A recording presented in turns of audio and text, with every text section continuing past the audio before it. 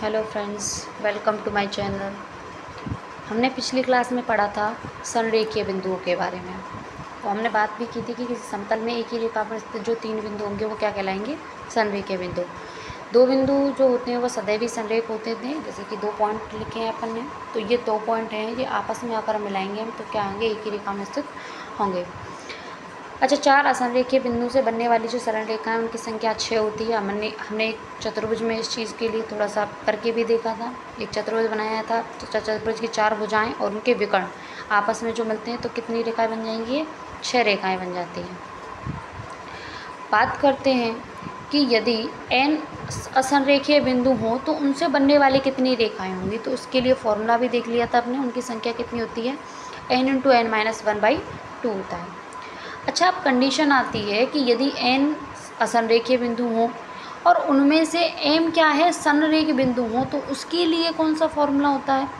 तो उसके द्वारा मतलब कितनी रेखाएं बनाई जाएंगी, कितनी संख्या होगी उनकी। तो उसके लिए जितना ये ऊपर वाला फॉर्मूला है उतना रखना है, और जितना m के लिए n संरेखीय जो बिंदु हैं उनके लिए जितनी लाइन मिलेंगी उतने का फॉर्मूला लगाना है, और उसमें क्या कर देना है? एक जोड़ देना है, और इसे इस पूरे असंरेखीय वाले में से संरेख वालों को घटा देना है। घटा के क्या कर देना है? एक जोड़ देना है।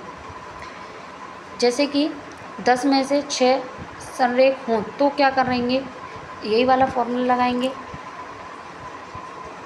कि 10 × 10-1/2 माइनस संरेख कितने हैं? 6 × 6-1/2, तो बराबर कितना आ जाएगा?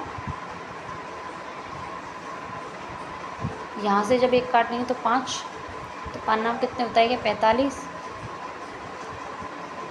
माइनस, और ये कितना हो जाएगा?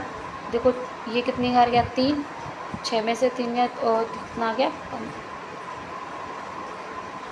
15।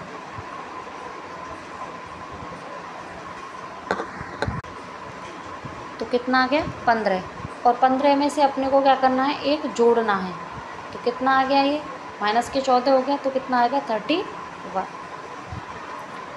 ऐसे ही बात करते हैं रेखाओं के प्रकारों की। रेखाएं कितने? ये इतने प्रकार की रेखाएं हैं जिनमें से प्रतिच्छेदी रेखाएं जो क्या है? केवल एक ही पॉइंट पे इंटरसेक्ट करती हों, क्या कहलाती हैं? प्रतिच्छेदी रेखाएं। समांतर रेखाएं जो आपस में क्या हो? एक दूसरे के इनके बीच की दूरी क्या हो? हमेशा सेम हो। लंबवत रेखाएं जिनके बीच कोण 90 डिग्री हो। संपाती रेखाएं एक दूसरे के ऊपर हो। संगामी रेखाएं आगे चर्चा करते हैं।